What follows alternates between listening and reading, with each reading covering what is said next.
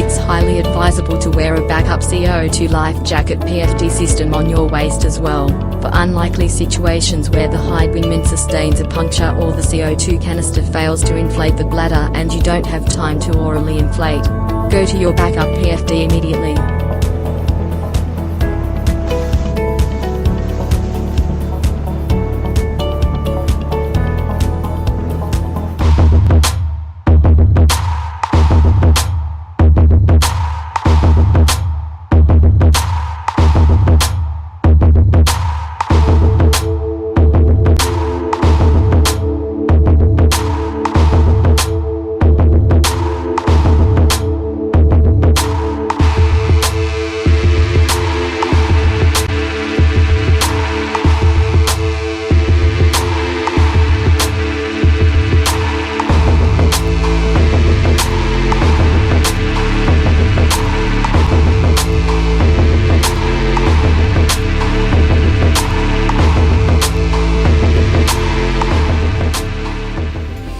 Conditions like these will never be a hazard, as you wouldn't be jumping in such strong wind/swells in the first place anyway. However, for some reason the jumper were to find themselves in this scenario while floating on the surface, they will drown long before the boat arrives to rescue them. But this can easily be prevented by wearing a full face helmet with a visor. For those who prefer an open face helmet for the superior field of vision and non-claustrophobic feeling, just wear a face mask underneath your chin and when needed pull it up over your mouth and nose. This is the end of the safety briefing introduction of the necessary equipment to allow you to become a safer skydiver. We will now go over several incidents and explain how to manage these risks by deploying above water and how to commence emergency procedures during a reserve malfunction. We will now cover how to commence emergency water landing procedures. If you deploy above H2O, you will eliminate the chance of death when the reserve malfunctions.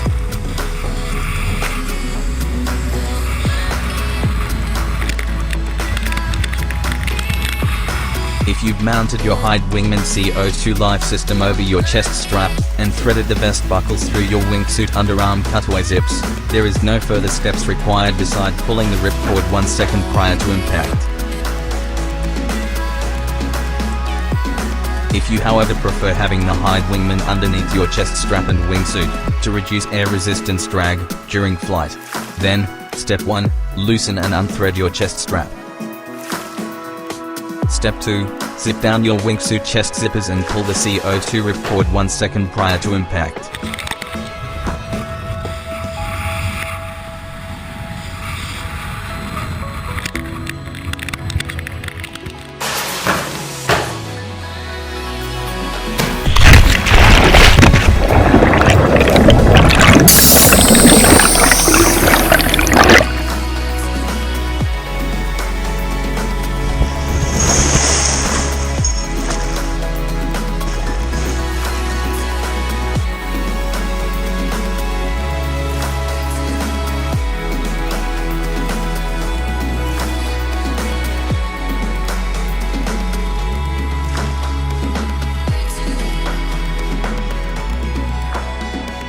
Congratulations. You're still alive, with 0 injuries. The next few people weren't, due to deploying above and impacting on the ground. Some upcoming jumpers got very lucky and survived, sustaining serious permanent injuries, paralysis. All could have been avoided by impacting on H2O.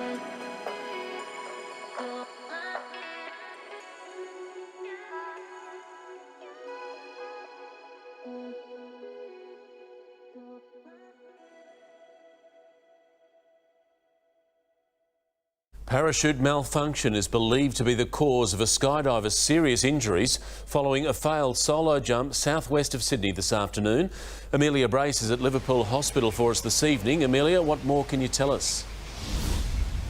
Well, Mark, ambulance officers say this 34-year-old should buy a lotto ticket. As you mentioned, he was jumping solo in Wilton this afternoon when not one but both of his parachutes malfunctioned. He landed in a paddock, losing consciousness on impact. In fact, police had to be brought in to help track him down before an ambulance brought him here to Liverpool Hospital, where tonight he remains in a serious condition with a number of broken limbs and suspected spinal injuries. Sydney Skydivers says that the man was a highly experienced skydiver. They refused to comment on the incident today, but say that they are cooperating with the investigations now being undertaken by both the Australian Parachute Federation and New South Wales Police. Mark? Okay, Amelia Brace at Liverpool, thank you. Exactly why I don't rely on the reserve to function properly. However, I trust it will open but spiral, slowing me down enough that I will just have a hard water landing. Completely survivable without any injuries. If lines are a problem, you have your hook knife, however they shouldn't with a CO2 life jacket. This paraglider did not have a CO2 vest, and due to being locked in his harness seat, it contributed to his struggle. He however survived. Had this paraglider impacted on the ground, serious injuries would occur and any faster descent speed, death would have followed.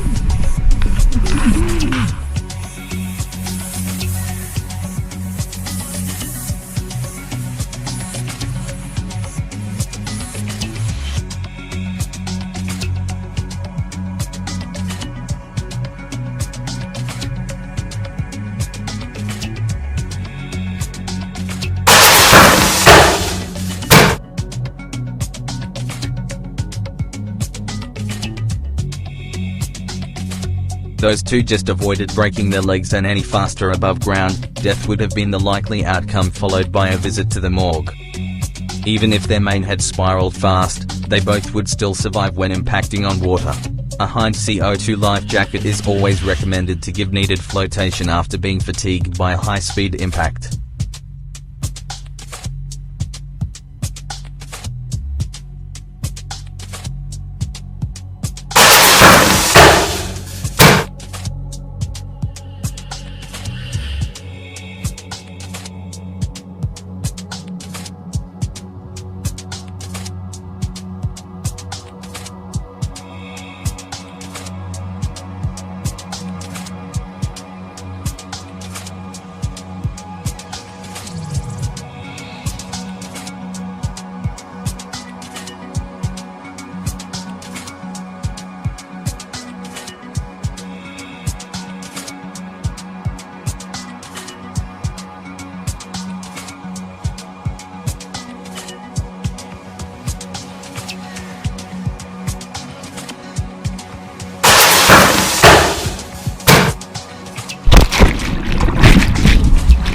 Watch what occurs to this individual during the rest of his life.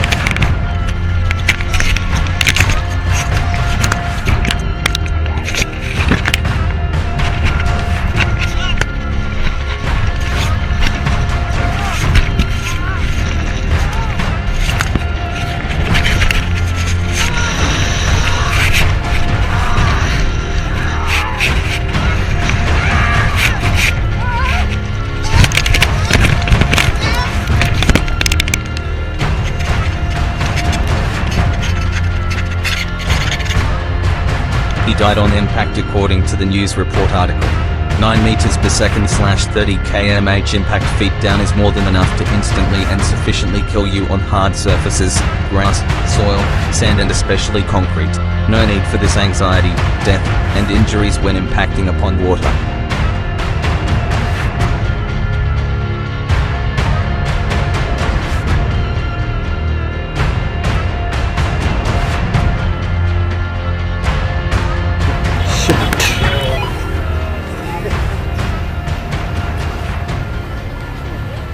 No break.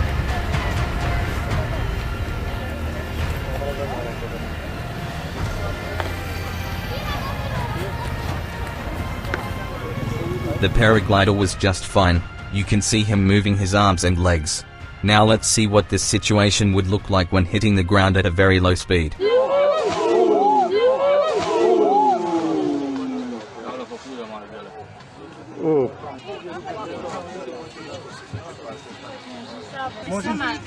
Milan, kje je vakuumska?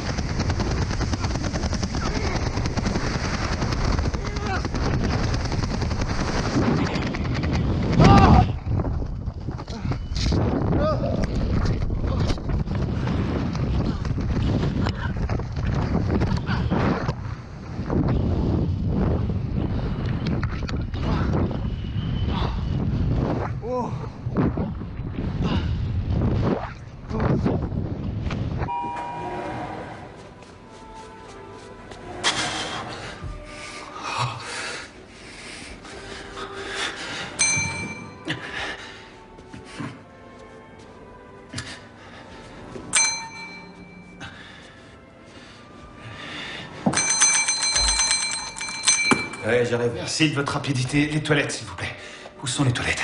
Dans le grand hall, là-bas. Dans le grand hall? C'est où ça? Il y a plein de halls ici. Laisse tomber. Oh! Oh! Oh! Putain de merde! Vite, les toilettes, s'il vous plaît! Habla español, no entiendo. ¿Dónde es? Putain, el baño! Para allá, está para allá. C'est pas... Allá. C'est par allá? Está par allá où ça? Oh, allá où? Allá mon cul! Oh. Aïe aïe aïe! Oh.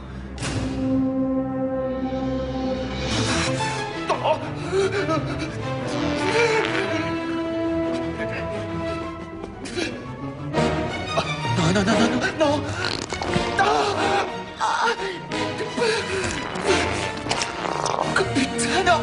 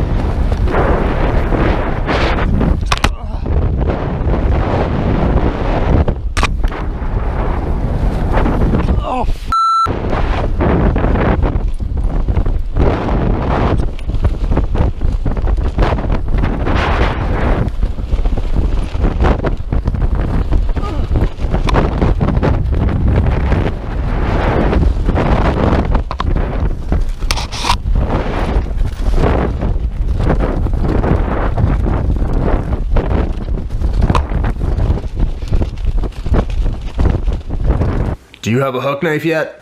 If you don't, you probably should.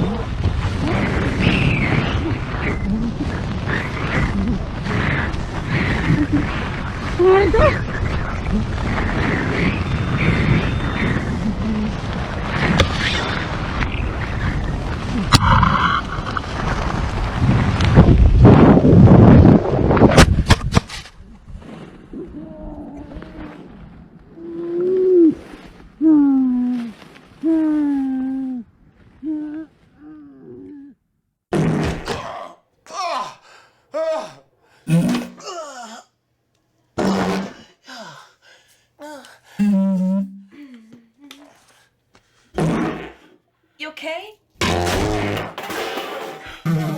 everything all right in there? It's fine. Shit. Tiff, we're just gonna meet you outside, okay? Okay. Love you.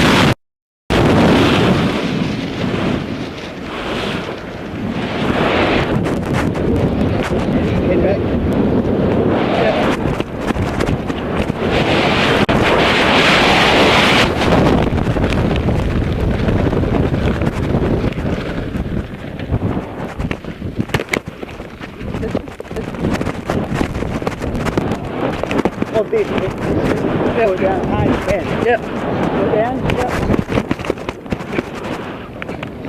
Okay. No, don't let it back up. Put it down a bit more. Down. Foot. Yep. Foot. Yeah, up. Just like that. Now we're going to brace for impact, alright? Okay.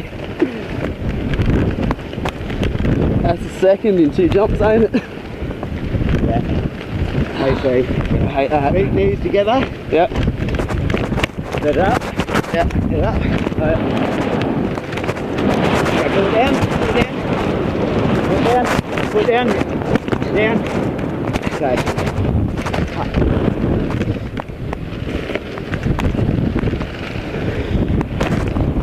Okay. Go. Okay, ready for impact? Put down. Put down.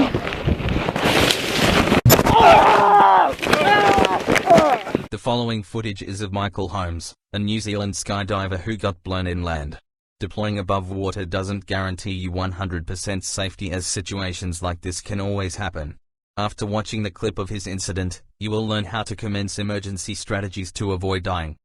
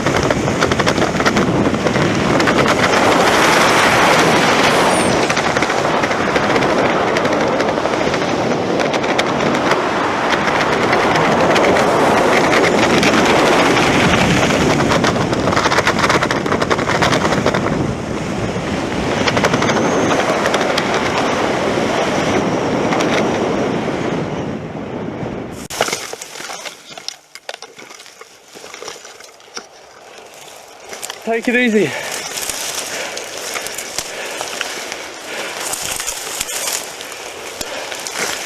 You breathing, man? Yeah.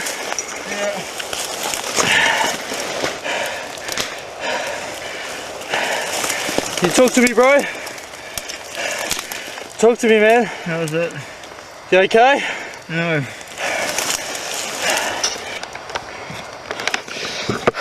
What happened?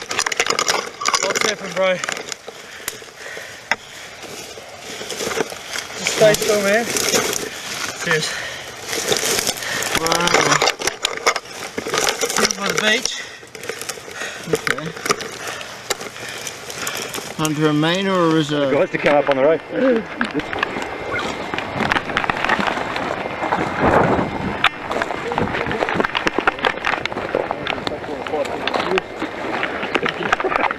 Absolutely.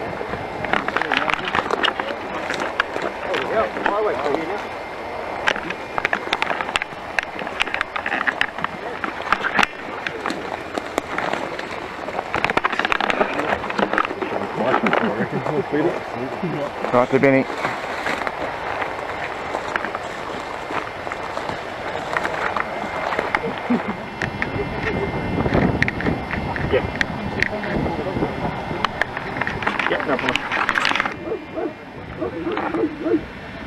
No, well, I was going to offer to fly her up there in BPT perhaps to Hamilton. I don't know if they will do.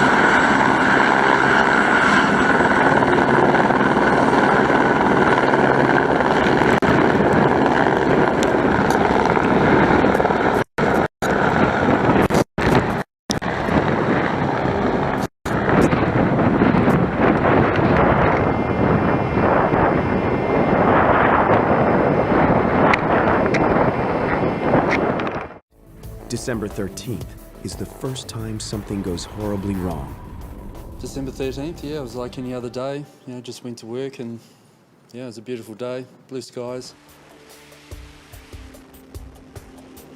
And Michael and I were doing our jobs as usual, showing people a good time, introducing them to skydiving and filming their experiences.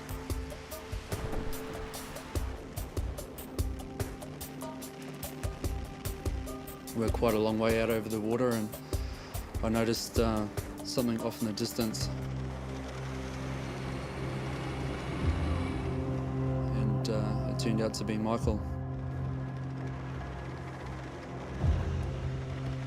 Well, at first, you know, I thought maybe he was kind of just messing around. A second later, I could see that he was in very bad trouble. Michael's parachute doesn't open properly. You get that sinking feeling in your chest that your friend is in a bad situation and, you know, a very dire situation. Jonathan King prays his experienced friend will save himself. Because I could see him that he was working on the situation, trying to better his situation, but obviously he couldn't. Michael has one last chance, aborting his malfunctioning parachute and triggering the reserve.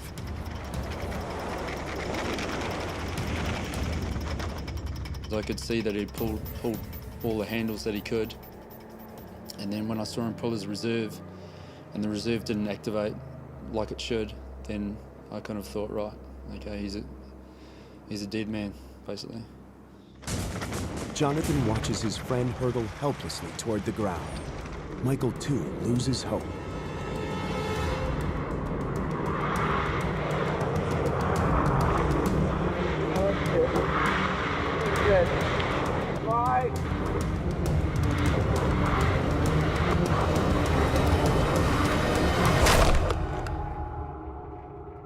He impacted with the ground and I could hear it from 400 feet up in the air.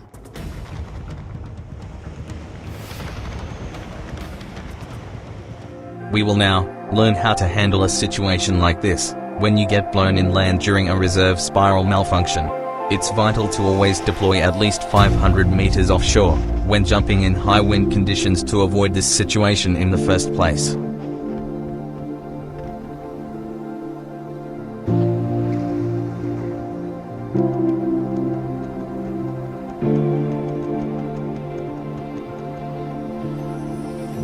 Step 1. You will need to cut one of your reserve risers using your hook knife. This will partially deflate one side of the canopy, thereby increasing your spin and descent rate. By doing this, you will eliminate the chance of being blown inland, and will survive. What we are trying to achieve is a more vertical descent, instead of the wind blowing a fully inflated parachute over the ground, which will result in you impacting on the beach/sand, which will instantly kill you. Step 2. Commence emergency water landing procedures.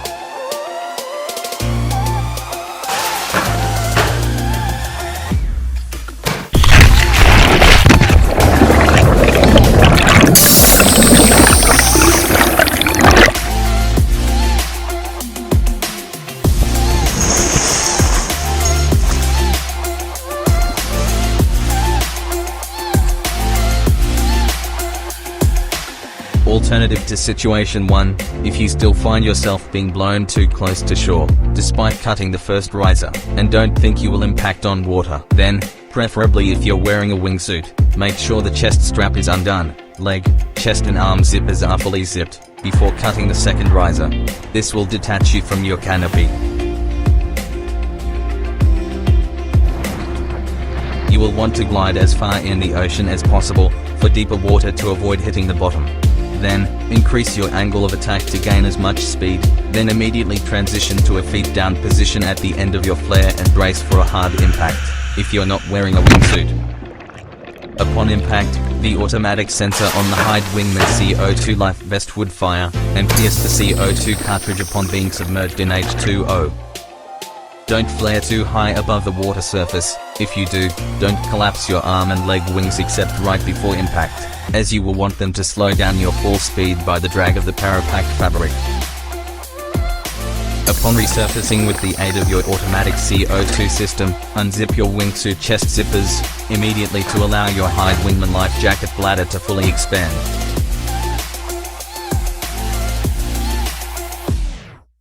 We will now highlight how it's completely possible to commence this, as a similar stunt has already been done before.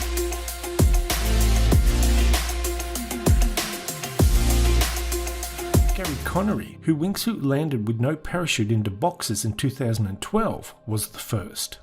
Now yes, they are sort of correct. Gary was definitely the first person to ever wingsuit land with no parachute into boxes. But it's a totally different type of stunt. Gary wingsuit landed into boxes, and Luke landed into a net, both without a parachute. So yes, they're kinda similar stunts, so people can be forgiven for thinking they are the same type of stunt. But they are not, for one obvious reason. Luke had no way of slowing his descent, he had to land in that net. But Gary was wearing a wingsuit, which gives you a basic ability to fly. With a wingsuit, you can level out your flight and slow down. You can even pull up into a stall and drop to the ground at less than terminal velocity, and probably survive.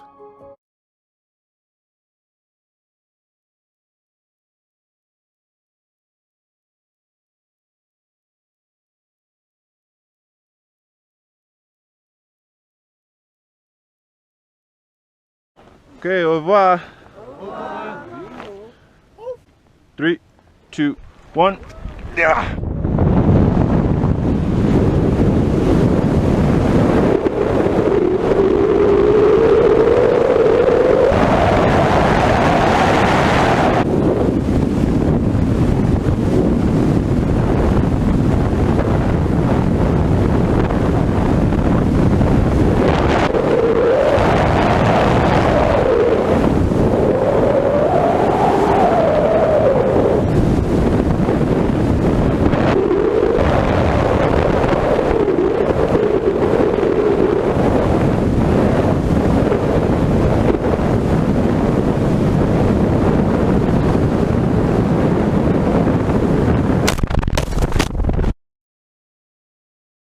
But Luke had no choice but to land in the net or he would have died.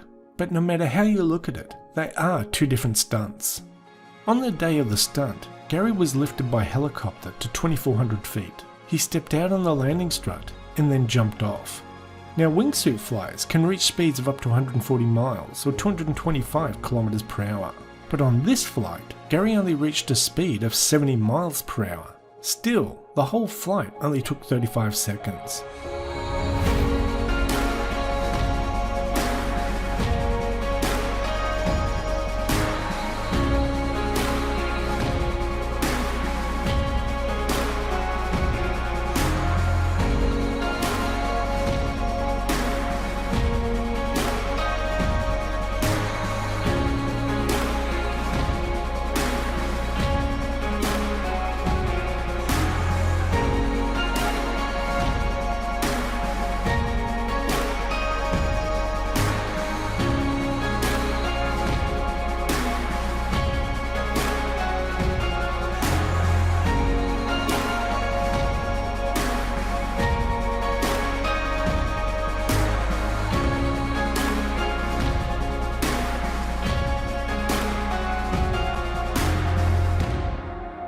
When he landed on the boxes, Gary told me he felt absolutely no physical pain whatsoever. The boxes worked perfectly.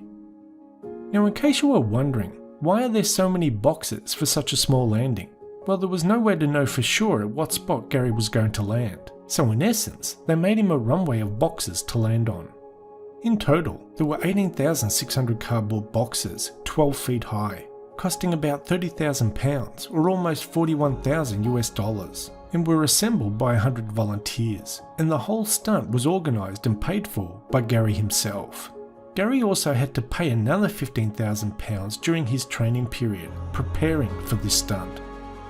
Now, I know a lot of people are going to say, why risk your life and so much money?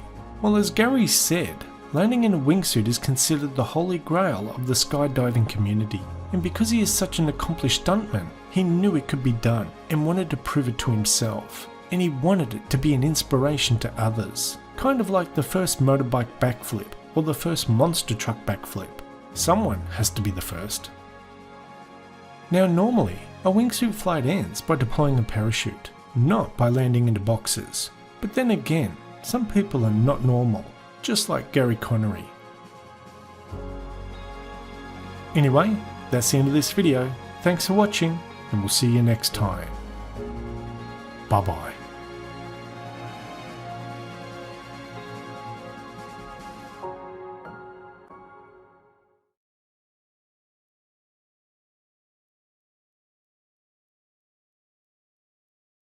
This final segment covers whether a near-terminal velocity impact on water is survivable or not.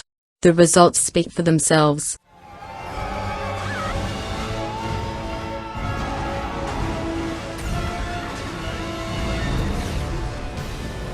If you're landing in water from a skydive with a parachute, it's actually quite nice. You know, it's not a problem. You land nice and soft.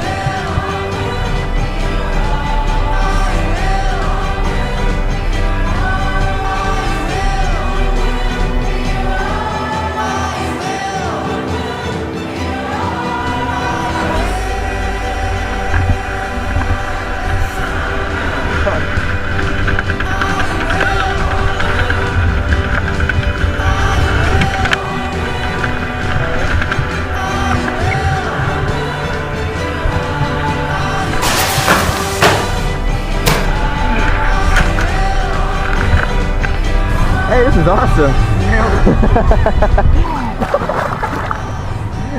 I'm up, brother! I'm up! That was so much fun. I actually really like that. Look at this. Hands and feet, baby. No, that was actually pretty legit. Yo flow too. Yo flow too. Yo flow too. Yo flow too. Yo flow too. Yo flow too.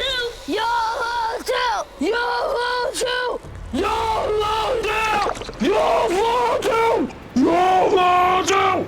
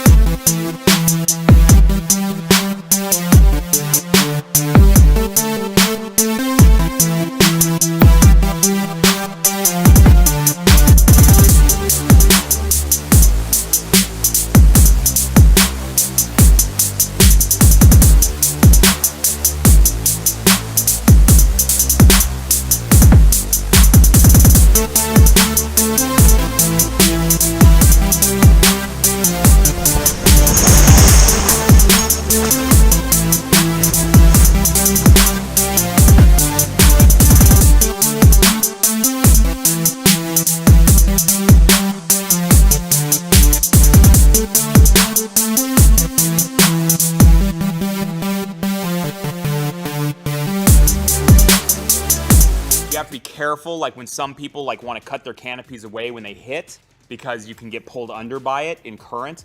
So you just have to be careful that you're touching water when you cut away, because the depth perception of water when chopping a parachute, sometimes people, if they're not touching the water, they'll think they're closer than they are and they'll cut away too high, and then they'll get really badly hurt.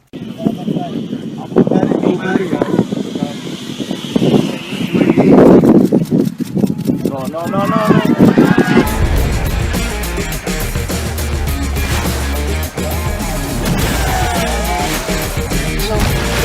What a lot of people don't realize is that water is as hard as concrete. Are you sure about that?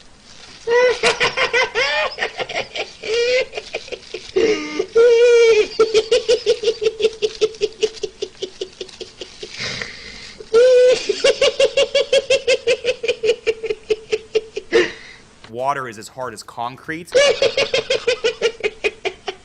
if you hit it at a high enough speed. So you'd have to slow someone down to a speed probably in like the 30, 40, maybe 50 mile per hour range in order for them to hit like gently enough to survive. We'll see about that. We'll see about that.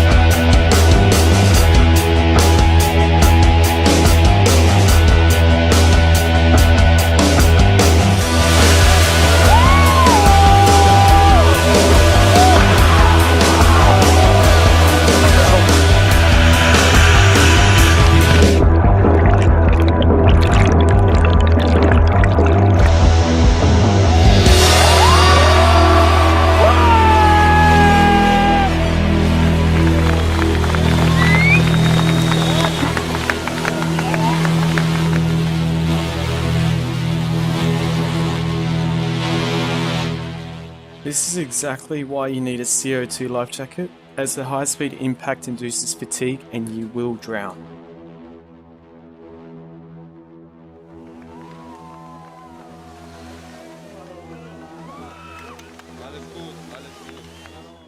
This is why most people who jump from 70 and 80 meters plus hitting the water at 140 kilometers, maybe even 160 kilometers, die. They don't die because of the impact, they die because they drown and no one's around to save them, and most of them are trying to commit suicide. So obviously no one is going to try and suicide while wearing a life jacket. I swam 70 feet with one breath and without the use of my legs. It was the fastest I ever swam because I knew I wanted to live. I break the surface, I'm up and down in the water. I can't stay afloat. I keep going down. My boots are waterlogged. I cannot stay afloat. I'm going to drown. Praying the entire way, God, please save me. I don't want to die. I made a mistake. I broke the surface. God, please save me. I don't want to die. I made a mistake. Bobbed up and down in the water. God, please save me. I don't want to die. I made a mistake. I can't die here. If I die here, no one will ever know I didn't want to. No one will ever know I knew I made a mistake. And that is when something began to circle beneath me. It was large and very slimy and very alive. And I just gonna die by a shark bite. It just kept circling faster and faster beneath me. No longer was I wading in the water. I'm lying on top of it, being kept buoyant by this thing. It was bumping me up. I was no longer swimming. I'm lying on my back, being kept afloat by this thing, thinking, when is it gonna bite me? There was no shark, but there was a sea lion. And the people above looking down believed it to be keeping me afloat until the Coast Guard boat arrived behind me.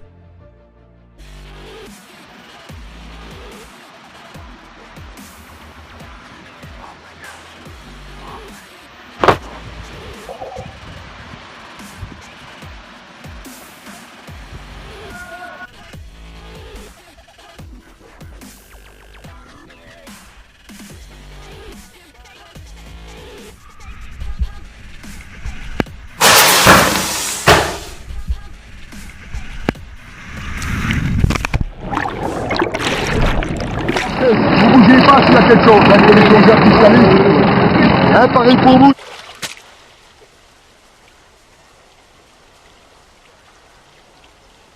Oh my God!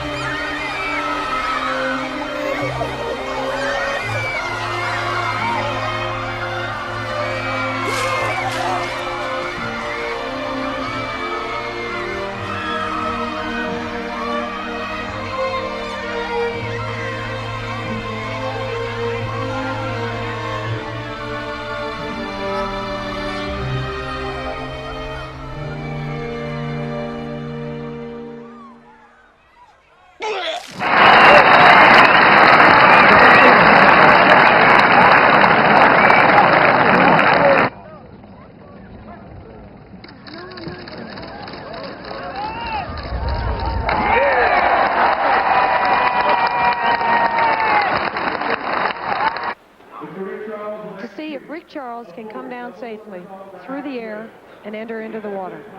Knees very heavily taped. Got a forward double somersault, half twist. This is the dive that Pat Sucre made famous. Oh, hell no! Oh, hell no! Oh, hell no! This is his girlfriend, Linda. Look at the face. She's talking to herself nonstop, a couple little smiles, a couple nods of confidence. Whenever you're ready, Rick. Look at Rick up there, eyes closed, meditating. What's it going to feel like? What do I have to do right off the top? And there's Linda, praying for him down below. He's never done this before. He does not know what to expect. He's in the air. He's in good shape. Very good. All right, he didn't hit well. Now, he could have hurt himself. The dive was good. It was solid.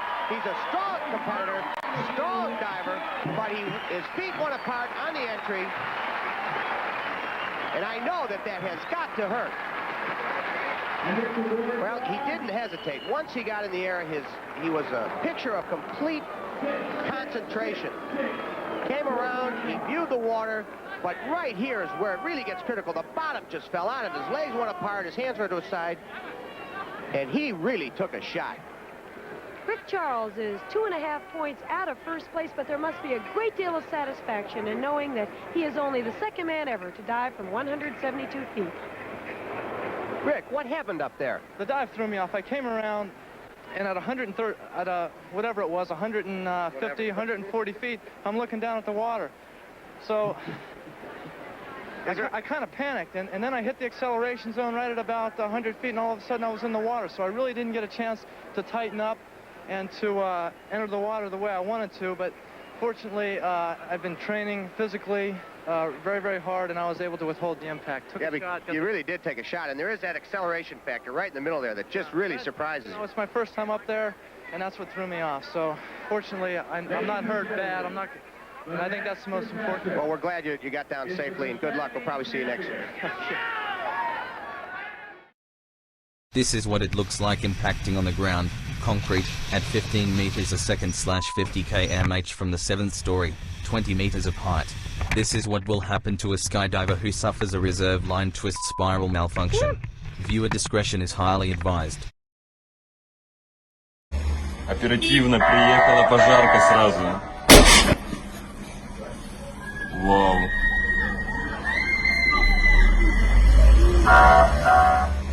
Оперативно приехала пожарка сразу.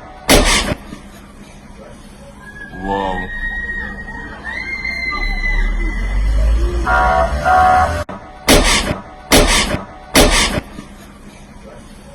Вау. Oh, that's fucked up. Oh, that's fucked up.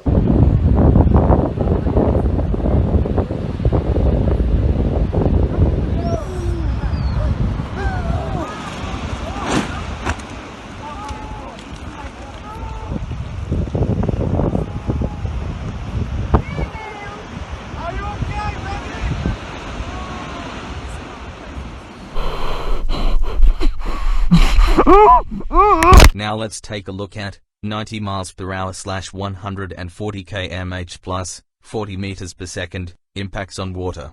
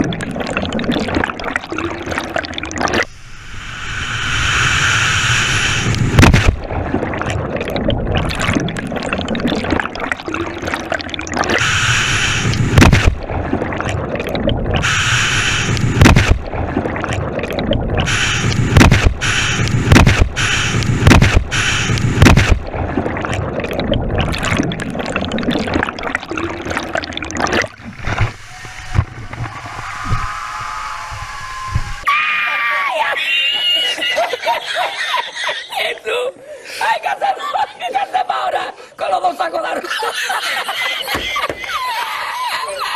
¡Ay, llama para Sevilla! ¡Llama a Sevilla que traigo un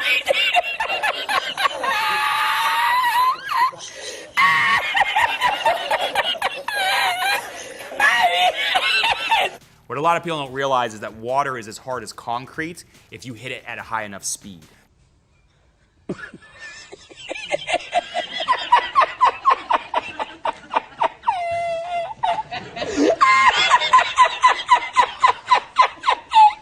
¡Está limpiando! ¡Está limpiando!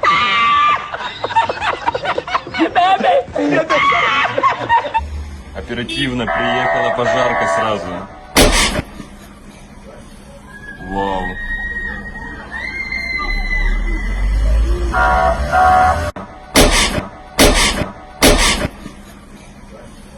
Вау.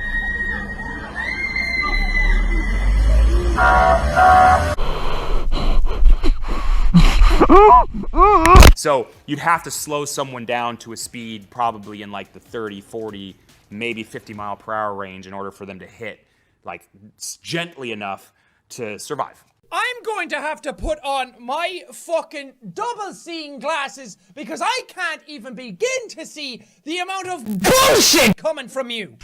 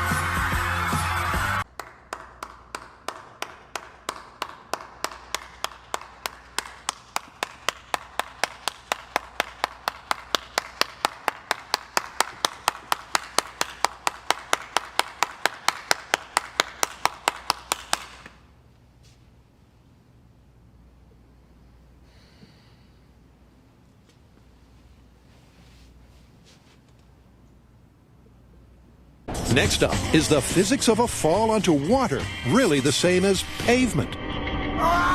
Okay, so we've got a good one. In this episode, we're testing that water is as hard as pavement. Yeah, I've heard this one. The idea is that if you fall from a height tall enough and you get up enough speed, when you hit that water, it behaves just like pavement. So, to give the myth the best chance of working, the team will be comparing a 600 feet fall onto pavement and water. Come on, let's go! Get to the chopper! But how exactly will they compare the two? Oh, we can't use a human because obviously that's going to kill somebody. So we've decided to go with the pig. To collect comparative data, we're going to x-ray the pigs. Then we're going to have an orthopedic surgeon analyze those x-rays, see how many bones are broken and what kind of damage happened when it hit the pavement. And we'll find out if water is as hard as pavement. And what I had for lunch. To find out if water is as hard as pavement, Carrie, Grant, and Tori have commenced Operation Pork Drop. Okay, so here's the plan. We've already done drops at 25 and 50 feet. In the feet first position, the G load was very far apart, but in the belly flop position, they were much closer. But just to cover all of our bases, we're gonna go up to 600 feet, which will ensure that our pig reaches terminal velocity. So he's gonna get in the helicopter. When he gets to 600 feet, he's gonna kick the pig out of the door, and then we scoop it up and count the broken bones. Okay, so we're at our target altitude of 600 feet. We're hovering directly above the landing zone. Are you guys ready? Okay, we're ready. Okay, here we go. Operation Pork Drop onto pavement in 3, 2, 1.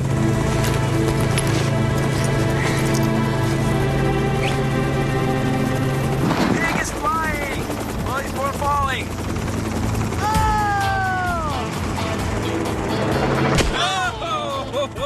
Despite a terminal velocity of 120 miles per hour and an incredible estimated G-load of 5,000 plus, the bag remained intact and Operation Pork Drop was a success. Now, dropping a pig out of a helicopter seems pretty straightforward. That is, unless you have an uncooperative pig. But once I got him out of the helicopter, the drag chute opened up, he got into the belly flop position, and most importantly, he was traveling at terminal velocity. And the best part is, we hit the pavement. This was a perfect test. Oh, dude, that was crazy. Did you hear that splash? Yeah, and we got a belly flop.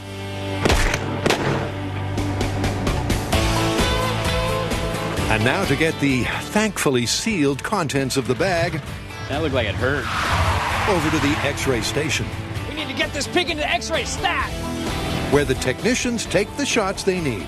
But before we assess and compare the injuries, it's go for the H2O. Get in there, pig. Okay, for this water test, we're going to use a pig of the same weight. We're going to go to the same height with the helicopter and drop it to get the same terminal velocity. God, it's never easy loading a pig into a helicopter. We're going to smack down on the water in a belly flop position and find out if water is as hard as pavement. It's Operation Pork Drop Phase 2. Apocalypse now. So, we are set. We have our pig in the helicopter. We're going to take it up to 600 feet, push it out of the helicopter onto water. Now, so far, we have not seen water behave like pavement, but we have never dropped anything from this height. We might see a similarity here, but we won't know for sure until we pull the pig out of the water, do an X-ray, and compare the two pigs. We're all set. You guys ready? Okay, Tori, we are good to go. Pork drop number 2 onto water at terminal velocity.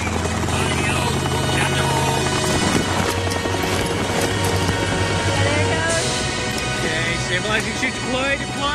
Looking good, looking good. Belly flop, and... Splashdown. And once again, the stabilizing chute worked, serving up the perfect pork belly flop. So it didn't sink. Now to bring home the bacon and put this myth to bed.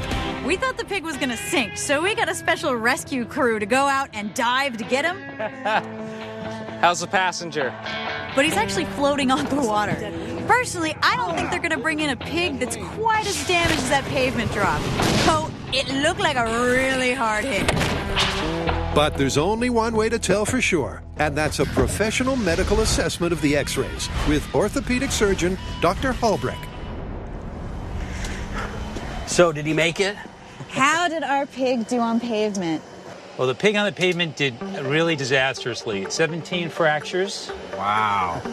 Here's a femur fracture dislocation of the spine, and to top it all off, a decapitation. Oh! You got a dislocated head. So when we dropped the pig on the concrete, it made us sound like a giant popping balloon. Now, we didn't open the bag, but we did X-ray it. And what we found inside were many, many broken bones and a pelvis that was so shattered it was unrecognizable, not to mention decapitation. It's an unsurprising litany of lethal injuries, 17 clear and catastrophic fractures. But the key to this myth is the comparison. All right, so how did it compare to the water drop? The water drop pig did much better, although it's still 7 fractures compared to 17. 6 rib fractures, and also a neck fracture, but not as bad as the decapitation. It couldn't be clearer. Two pigs of identical weight falling at the same speed, landing in the same orientation, have significantly varied injury diagnoses. Both the quantity and quality of the bone breaks means there can only be one result. But that's not the only reason Carrie's so happy. Now, having the clear-cut results that the pig landing on the pavement, BAM! Was actually a lot harder than falling on water was great. But what was even better? Those bags didn't bust open and I didn't throw up. So it turns out pigs don't fly, but they do fall, and they land hard. However, as far as this myth is concerned, if you're hitting the water at any height, it's not going to be as hard as if you're hitting pavement. So this myth is busted. Myth is busted. I think we're gonna have to call this one busted. How come we don't have a helicopter to fly home after every myth?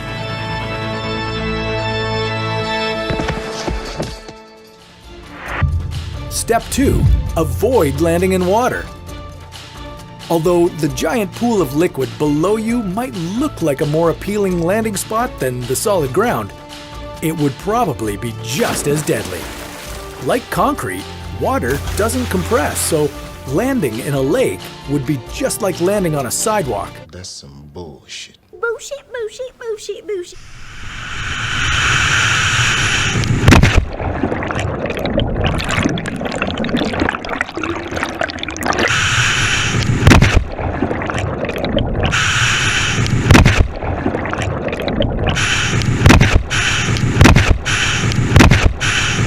Landing in a lake would be just like landing on a sidewalk.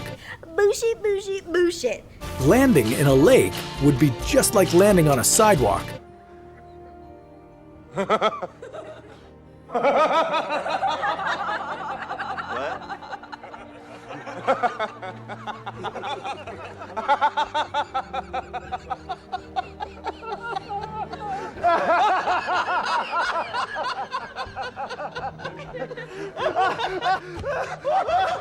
Jesus Christ, great. ¡Jesús! ¡Esto es un ladrillo, coño! ¡Me cago en mi mulatón! ¡Jesús! ¡Te quedas conmigo! ¡Coño! ¡El pedazo de tablán que me ha dado!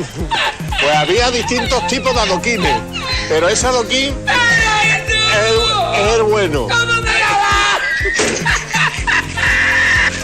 Ahí está. Eso es. ¡Qué pedazo de bombón me da! Ahí viene. ¡Nadie me está quitando! ¡Jesús! ¡Nadie loco que no se te olvide que este perro me llena aquí! ¡Jesús, ríete por lo menos, mi arma! ¡Esto te gusta, verdad! Ese es bueno. ¡Que no se te olvide, me llena este perro!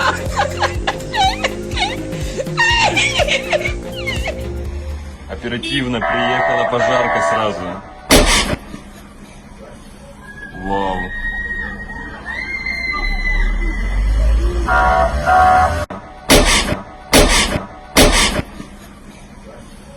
Вау.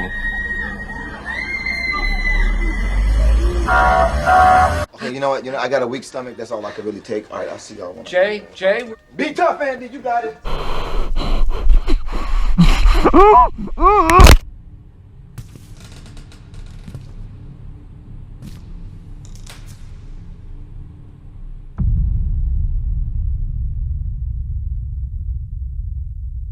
Rule number 1, never fly over the water.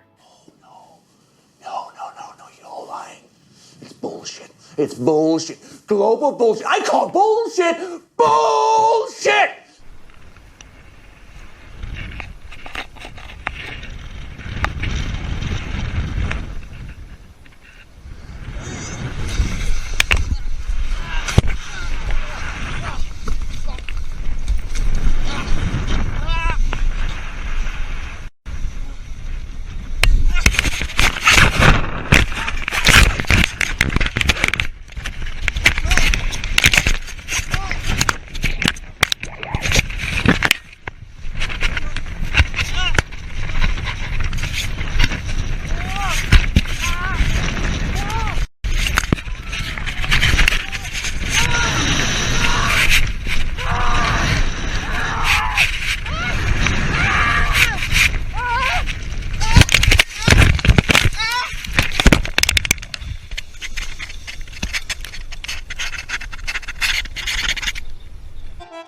number 1. Never fly over the water.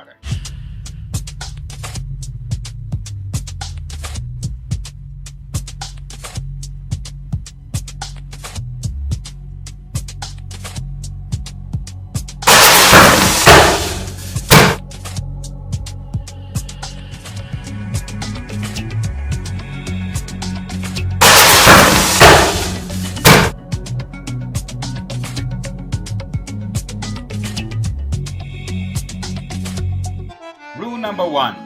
Never fly over the water. This is bullshit.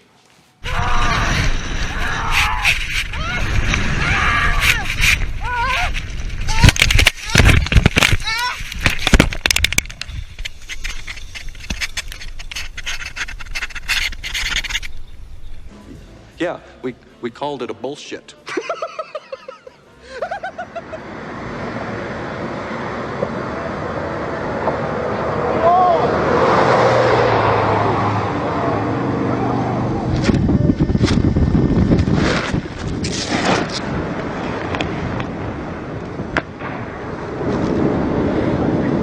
Oh my god, oh my god. Oh my god. Oh my god,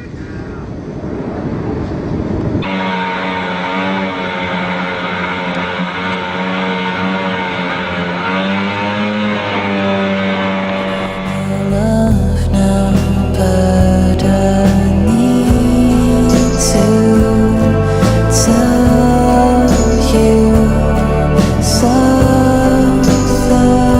My heart just can't be faithful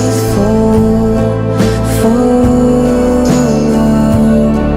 I swear I'll only make you cry.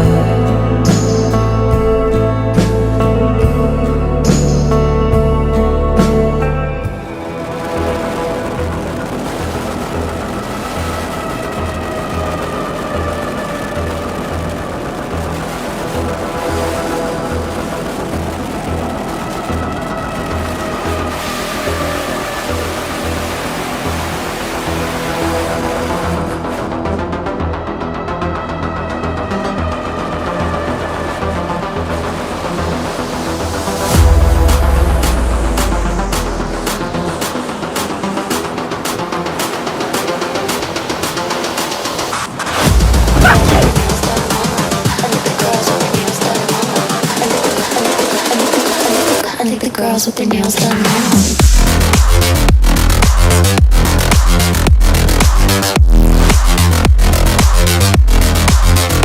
Girls with their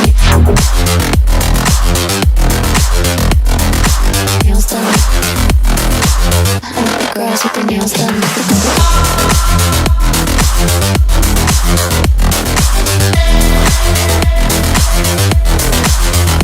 Girls with their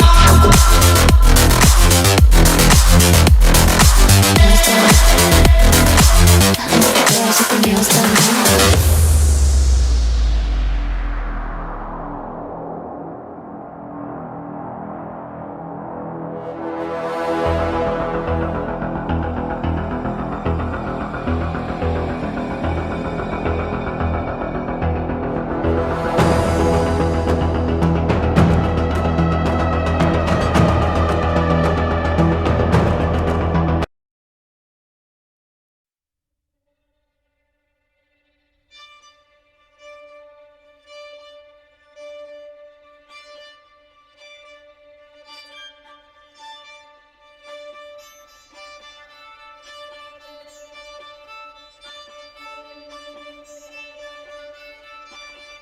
What you're about to see is something amazing.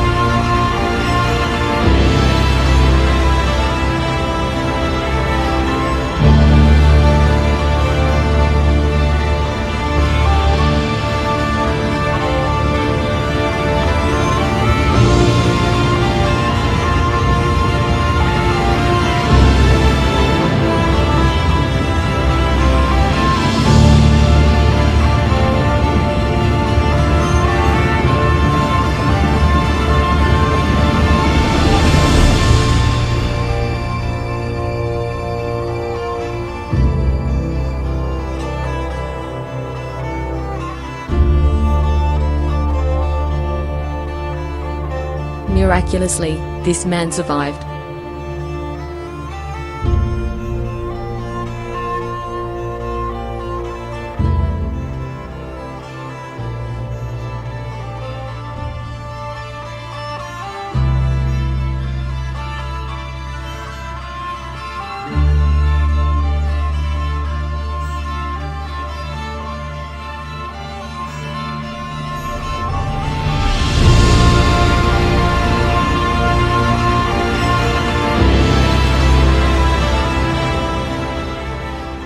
Matty received serious injuries to his torso and spent 3 months in a coma due to his head injuries. Had he had a helmet, his brain injuries would have been less severe. It's important to impact feet down so your feet and legs take most of the impact, breaking the water surface tension.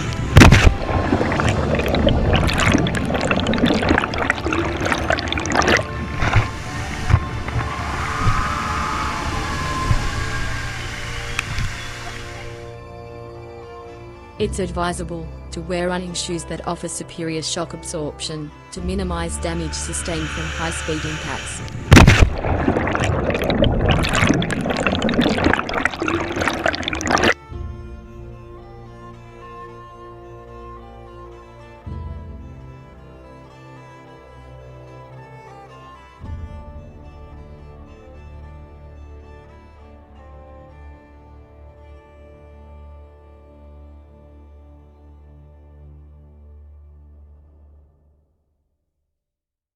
A 17-year-old high school student takes a leap from the Golden Gate Bridge and survives. The teen was with other classmates and teachers. The jump apparently a stunt. Sitting there and heard a couple screams, and I looked up and I seen the kid rolling the windows up on his way down, rolling the windows up. And then I closed my eyes. I didn't want to see what him hit the water. Rolling the windows up is a term describing someone trying to maintain their balance.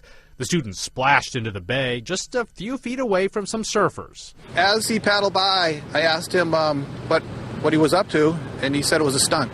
That leap, 220 feet from the bridge deck to the water. Authorities say last year, 32 people died jumping from the bridge. Nearly all of those who go over do die. This is why most people who jump from 70 and 80 meters plus hitting the water at 140 kilometers, maybe even 160 kilometers, die. They don't die because of the impact. They die because they drown and no one's around to save them, and most of them are trying to commit suicide. So obviously no one is going to try and suicide while wearing a life jacket. I swam 70 feet with one breath and without the use of my legs. It was the fastest I ever swam because I knew I wanted to live. I break the surface, I'm up and down in the water. I can't stay afloat. I keep going down. My boots are waterlogged. I cannot stay afloat. I'm going to drown. He could have killed someone. Yeah, he landed about 20 feet away from a friend of mine.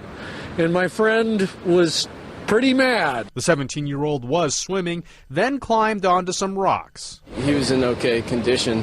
And he was swimming on his own? Yeah, he was swimming on his own. He had a little assistance, you know, just to come back in, but he made it in all right, and yeah, it was pretty amazing. He was taken to a local hospital, a broken tailbone, a torn lung. He is remaining there for more tests and a psychiatric evaluation. Lee Powell, The Associated Press.